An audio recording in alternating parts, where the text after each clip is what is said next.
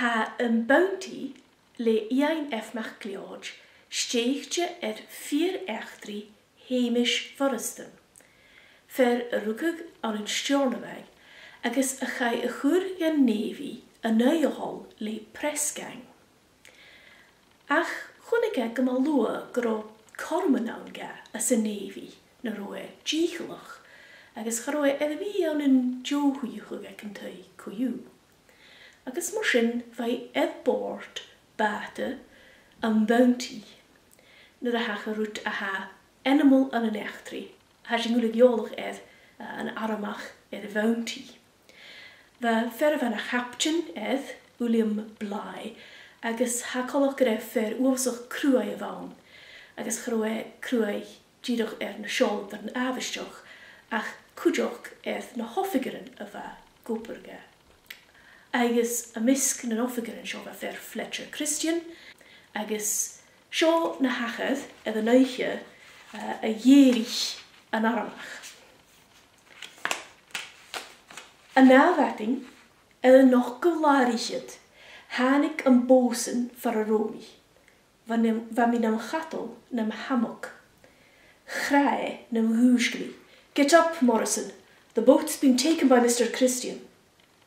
An hoshoch, a charofiscam co edda va mach, agus notion yin se go gro aramach a vian. Va duli shoch rech? Ga gewoon meer hier met een hoffigeren, een genulege.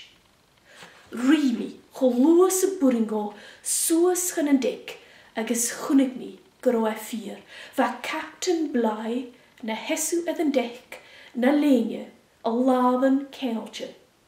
Va Mr. Christian, na hesu riheuv, le bekelich na live, agus a hoelen hinge le giotas. Va een lish, of een bachte een ish. Wel, Haniel Seamus a dol le leis a flanasol a heg Christian.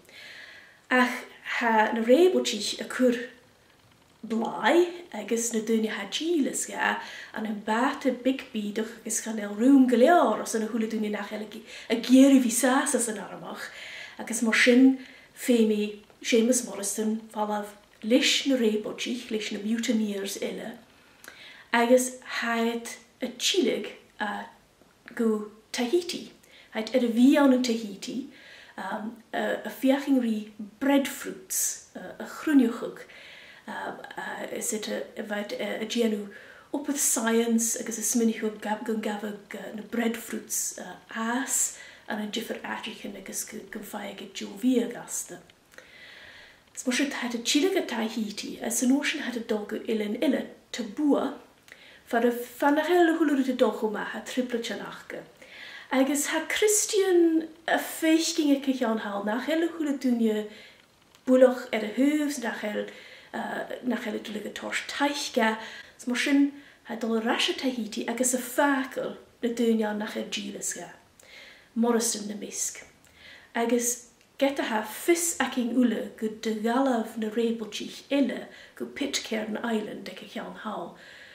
Ha Morrison agus in New England een glachkig hist lische navy, or nach een Bly as a vate wike was een achgersich sabeltje borok, agus hij visse goed in een navy, agus an ocean femi het frikkert er zo'n reinet, a roit gariru, een rebeltje, a roit a misk na mutineers.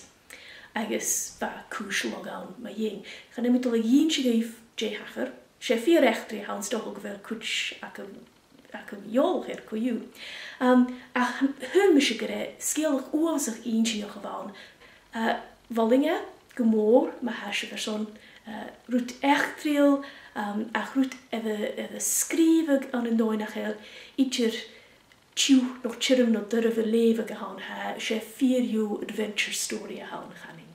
Agus bi mis ras an aithach goin le leor ille.